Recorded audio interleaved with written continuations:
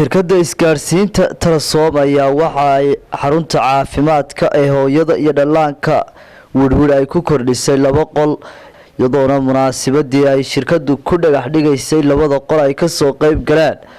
odayaasha waxgaradka iyo bahda caafimaadka deegaanka Woodwood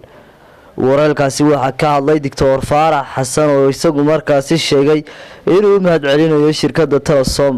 ayna talaabadan tahay mid muhiim ah geesta kale waxa iyaguna ka hadlay odayaasha waxgaradka deegaanka Woodwood iyaguna si mug iyo miisaan leh ugu mahad celiyay shirkadda Telesom ogdobeyti waxa isagu markaasi dhagax dhigay maamulaha shirkadda Telesom Sheekh Cabdilaahi Cawad isagoona sheegay in shirkadda Telesom aysan marnaba ka caajisaynin inay bulshadeeda wax u qabato anigoo ka wakiila bahda caafimaadka afkooda ku hadlaya waxaan doonayaa inaan u mahadnaqo shirkadda Telesom oo saaka sida odayadii ugu horreeyay halkan ay ka sanqariyeen halkan ka dhisaysa 2 qol MCH-ka oo ay ku beegtay xilli aan u baahi weyn u qabno 2 qol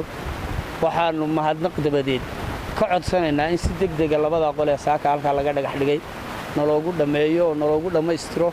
aad iyo aad u mahadsantahay shirkadda Telesom maadaama ay ka qayb qaadatay deegaankeeda inay waxtar u geysato xagga wadooyinka xagga masaajidada maantana ay caafimaadkii oo aad ugu muhiimsan degmada iyadoo ka qayb qaadatay ku qabanayna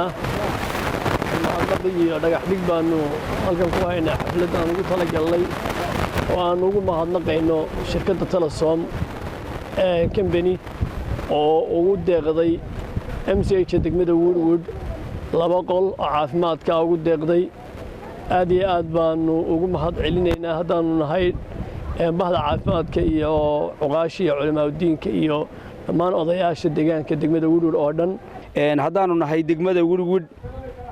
odayaashii cuqaashi culimada diintii dhalinyaradii iyo haweenkii bahda caafimaadka dhammaan waxaanu isku nimo halkan inaanu ka soo qayb galno dhisme 2 qol ah oo laga dhisayo halkan oo ay dhisayso shirkadda Telesom dhismahaas dhagax dhigii iyo waxaanu israacinaynaa dhismihii labadaba waxaanu leenahay shirkadda Telesom way ku mahadsan tahay arintaas halkan waxaynu isugu nimeen Telesom ay 2 qol ka dhisayso oo ay ku darayso MCH-kii waa uga mahad celinaynaa Telesom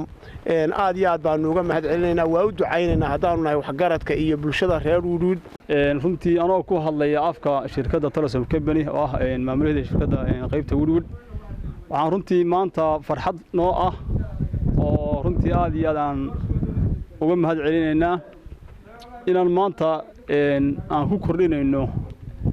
MCH-ka degmada Woodwood dhisme cusub oo ay shirkaddu ugu deeqday markay shirkaddu ay aragtay baahida ka jirta MCH-ka ama deegaanka ama degmada waxa shirkaddu ay go'aansatay in ay wixii ay kala qayb qaadan karto shacabkeeda iyo mujtamaceeda ay ka qayb qaato aad baan runtii uga mahad celinaynaa ma aha markii koobaad shirkadda iyadu ay ka qayb qaato horumarinta deegaanka qaybaheeda kala duwan ma aha markii koobaad insha Allah ta'ala ma ahaan doonto markii noogu dambeysana ma ahaan doonto insha Allah ta'ala hadii Ilaahay qadaro Zakariya Maxamed Ciise Wadani wararka telefishinka caalamiga ah Som News Woodwood